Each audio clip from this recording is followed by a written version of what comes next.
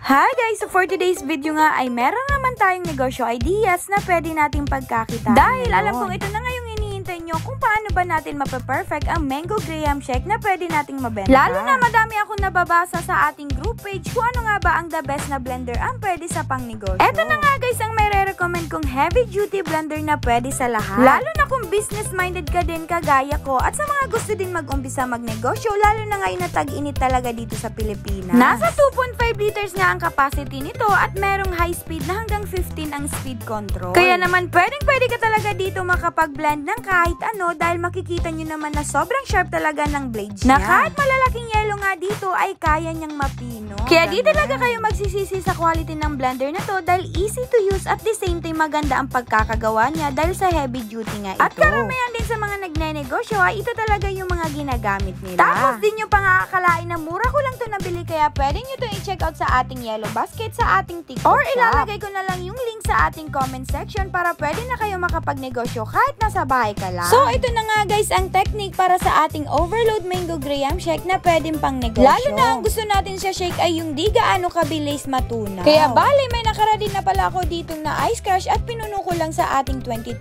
ounce na Tsaka ako nilagyan ng 3 scoop ng ating mango powder from Enjoy. At 1 scoop naman ng ating nice slice na mango. Then pindutin lang natin ito hanggang sa mablend nga ito mga nilagay nating yellow at saka yung powder at mangga. Once na okay na ay kumuha na tayo dito ng ating 22 ounce na cup. At saka natin iwalling ng chocolate syrup dito sa ating cup. Then lalagyan na nga natin ito ng ating tapioca pearls at itong na-shake nga nating mango powder. Sa gitna naman ay lalagyan din natin ito ng ating graham powder. Nasa 2 scoop nga lamang ito at okay na to. Saka ulit natin lalagyan dito ng ating na-blend na mango powder at saka lalagyan din natin ito ng napakaraming cheese. Isunod na nga din natin yung graham powder at itong mangga na pinag-i-slice ko. Syempre, di pwedeng mawala itong paglagay ng ating chocolate syrup para mas dumagdag ang lasa. At maging kaakit-akit nga itong mango graham shake natin sa ating mga customers. Kaya pwede nga natin ito mabenta ng 75 pesos nga lamang ang 22. Itong next na gagawin nga natin ay yung overload mango Oreo shake. So same pa din naman ang measurements nito sa 22 ounce. Bali, pupunuin lang natin ulit ng na-ice crush na yellow sa 22 ounce na cup. At saka ulit natin lalagyan ng 3 scoops ng mango powder at isang Oreo biscuit nga. Tapos ipang-blend lang natin ito hanggang sa maging ganito nga yung itsura niya. Pag ganito na nga yung itsura niya ay kumuha na tayo ng 22 ounce na cup at lalagyan ulit natin ng tapioca pearls at itong chocolate syrup. Saka na din natin to lalagyan ng ating na-blend na mango shake. Huwag lang natin to pupunuin dahil sa gitna nga nito ay lalagyan natin ng Oreo powder. Ang next nga ay itong na-shred natin na cheese, itong biscuit at mangga. Ang last nga ay ang paglagay ng